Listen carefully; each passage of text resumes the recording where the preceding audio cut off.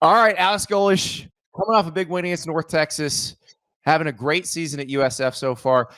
Alex, I want to ask you something about something you said the other night after the North Texas game, because you guys had some mistakes in the first quarter, some fumbles and turnovers, and you said there was never a "here we go again" moment. And I think about the first couple of years you were there.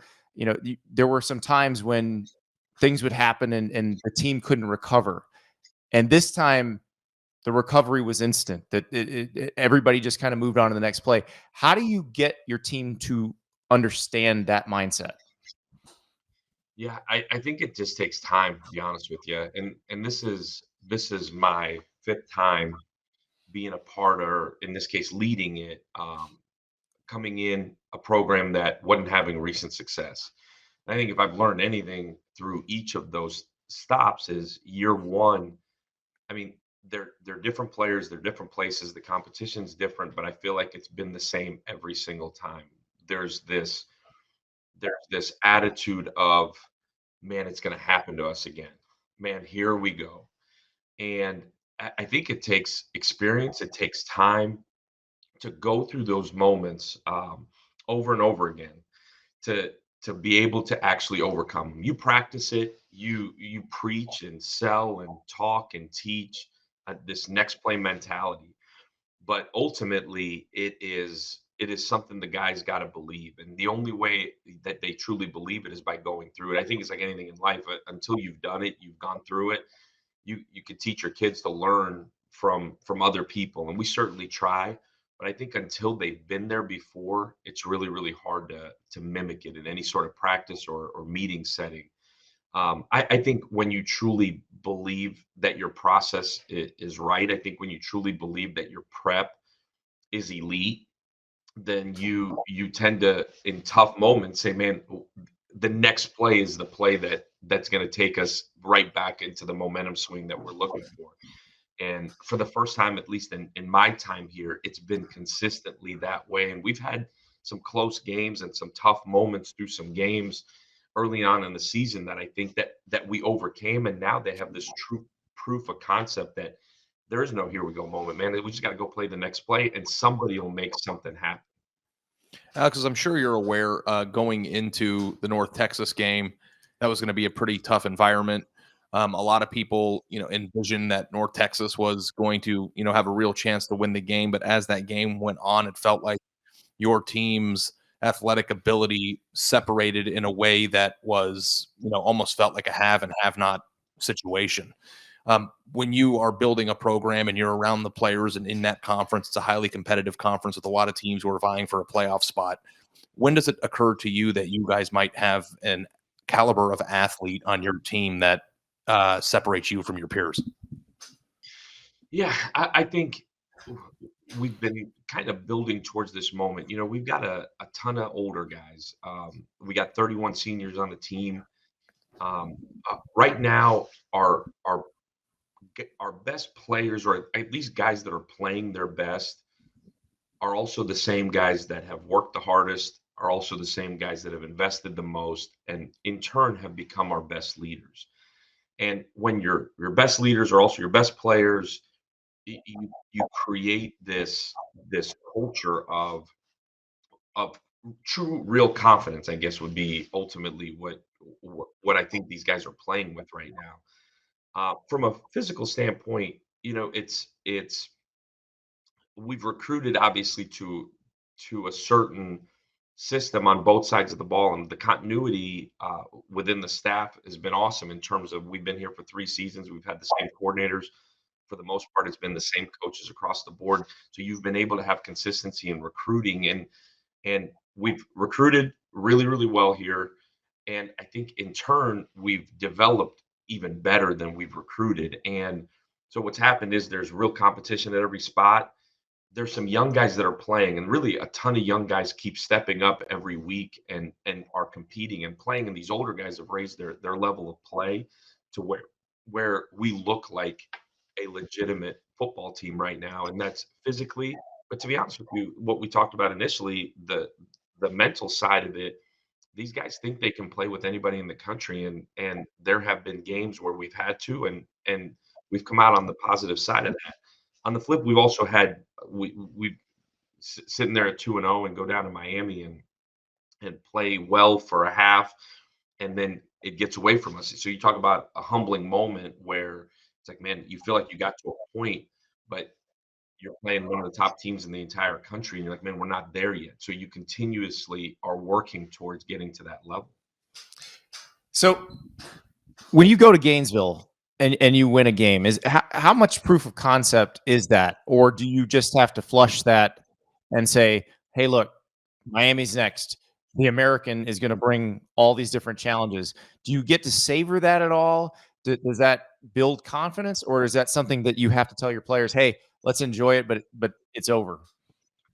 I think we tried to enjoy it. I think for our program to go to Gainesville, um, regardless of outcome, the experience of competing at a high level all the way through for 4 quarters was, I think, what I was proudest of most in terms of the ups and the downs and throughout that game, and then the ability to find a way to win was like the bonus part of that. I think we went into that game and our kids truly believed they were going to go win that game. And we've played tough. My first 2 years here, we played in some really tough environments, and we came up short in Tuscaloosa a year ago, down, I want to say 5 with 6 minutes left in the game, in a position to go score again, and it got away from us. And again, I think mature teams, I think teams that have guys that understand and are bought into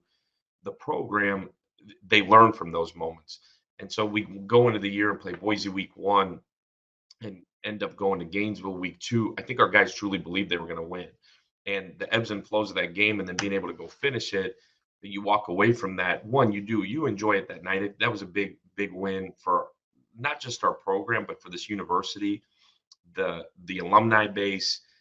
I think so. This state is awesome in terms of the football fandom, in the state of Florida is incredible, and so split. And I think that's what makes these games so big. But there's a lot. You come back to Tampa, and there's certainly a lot of Florida alums here. There's a lot of Florida fans all over the place. But you feel like, all right, we can go in and go continue to recruit the level we need to recruit, and say, man, like we did that. So if that's what you're looking for, is to be able to go play high level football, like we did it. We've been there. We've done that.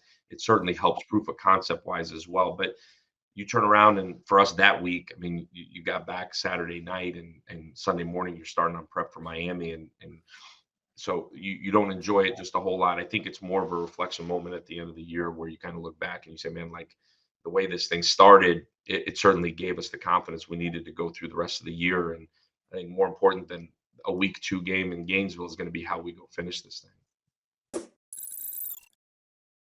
Huel, the Huel Black Edition, fantastic meal replacement, 40 grams of protein, 27 vitamins and minerals, everything you need. And you throw the powder in the shaker bottle, you fill it up, you shake it, and you have a meal right there. Huel is the world's #1 complete nutrition. If you go to Huel.com, that's HUEL.com, use the promo code Staples15, you'll get 15% off your first purchase of $75 or more, plus a free gift. You can also check out Huel Daily Greens. This is an awesome little can right here.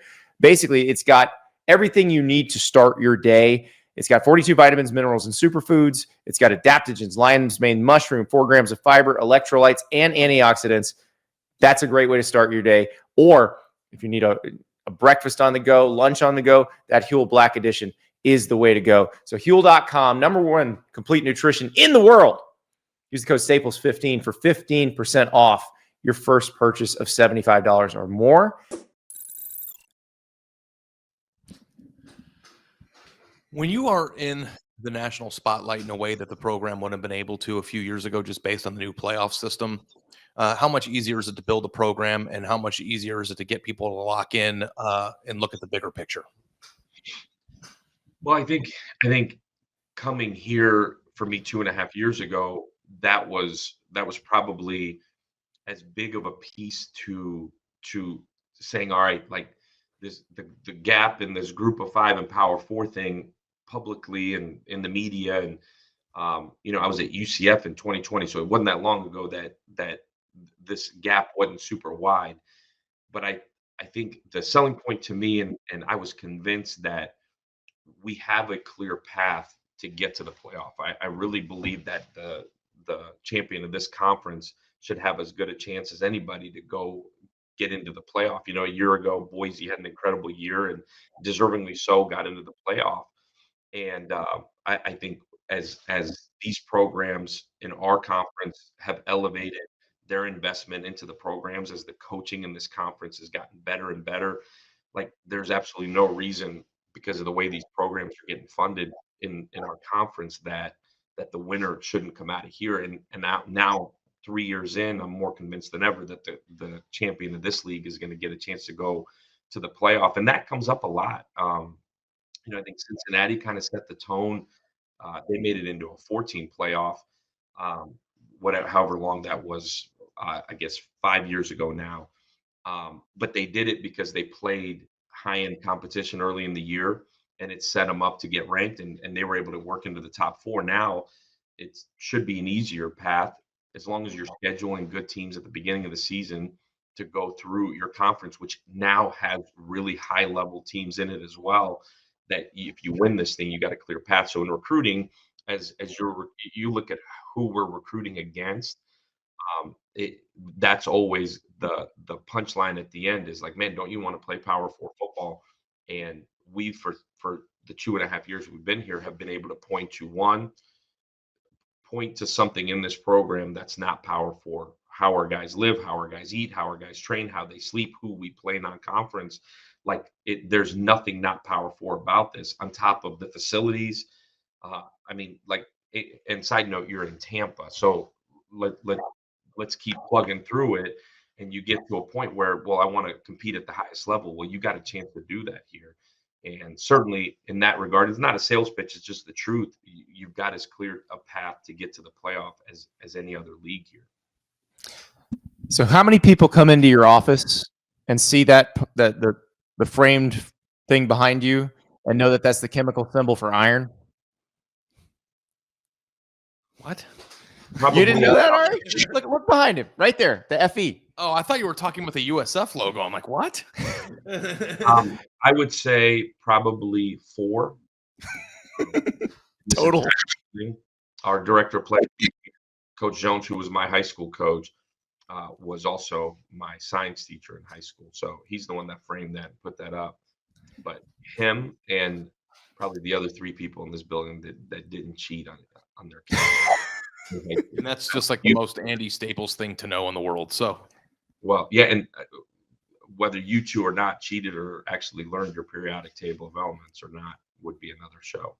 I have a sophomore in high school who's in chemistry now, so I have no choice. And I cheated.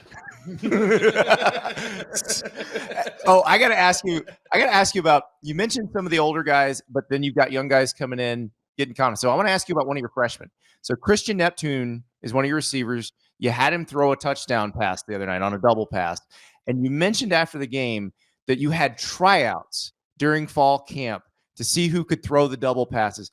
Is that the most fun day of fall camp ever?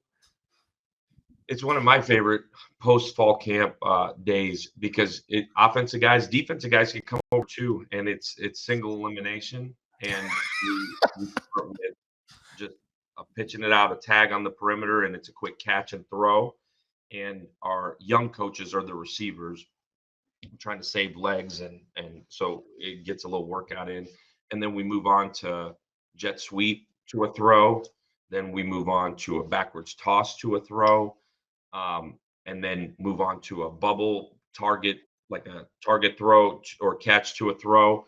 And it truly is single elimination until you get to 3. And the defensive guys love it, because it's like that's their one opportunity to go shine, to throw a ball. For me, I love it because I can individually go you in, and then you get left with these 3 guys, and sometimes 4. So did Christian basically have to go through the NCAA tournament of throwing, like He did. rounds? He made it all the way through, and I think at that point he was like, "What in the hell is going on right now?" But he certainly is glad it worked out for him. But it's, you know what, you never know. The guys that play quarterback in high school, which is a bunch of them, right? We got a tight end that played quarterback in high school. We got a D lineman that played quarterback in high school. There's a bunch of guys that played quarterback. Playing quarterback in high school doesn't mean you can throw either. So Yeah. certainly, but we kind of have a bag of tricks in that regard, and we kind of pull from it. And those guys know they'll get an opportunity at some point if it works out. So it's super fun though. Alex, at the end of every guest appearance, we ask our wonderful guests a simple question. We didn't prep you on it, so sorry in advance. We ask, what is your rule for life? Now, you can do it the football way, which is, a coach speak term, or you can do it the fun way. For instance, my rule for life is never eat at a restaurant that specializes in multiple types of cuisine. Andy's is don't skip leg day. What is it? No, it's never complain about free food, never complain about free beer, and never skip leg day. And Tim Skipper, the UCLA coach, we had him on yesterday, and he said never eat Popeyes outside of Louisiana, which was a new one for me. And we had one guest once say never pick on somebody with a large belt buckle. I don't know if you have a rule for life. It could be serious, it could be playful, but we'd love to hear yours. Yeah, really, really pretty simple. If it's free, give me 3. Tremendous. I actually learned that a long time ago from Steve Klinkscale, who's now the DB coach of the Chargers. But Klink and I were together at Toledo and at Illinois, and every time he'd be like, man, ordering whatever Chipotle, be like, it's free, give me 3, dog.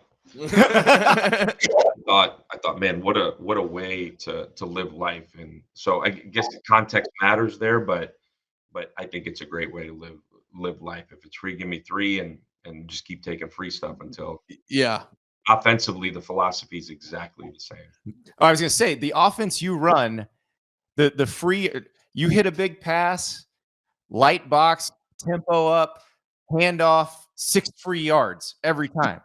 That's right. Yeah, coach got me with the Chipotle thing, but football. Well, what's free at Chipotle is cilantro. So three cups of cilantro. Appreciate it, Coach. Thank you so much. Thank you so much for being here, Coach. I appreciate y'all having me on, man.